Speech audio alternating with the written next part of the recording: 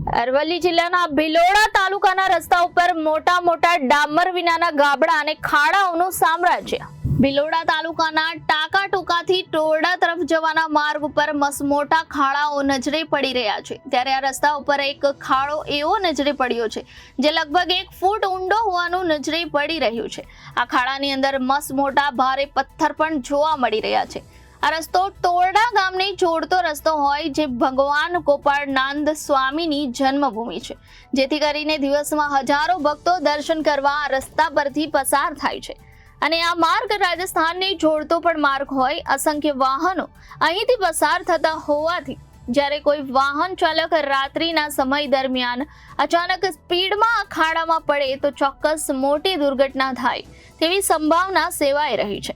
તંત્રના અધિકારીઓને તો રસ્તા ઉપર પડેલ ગાબડા કે ખાડાઓ નજરે પડતા જ નથી।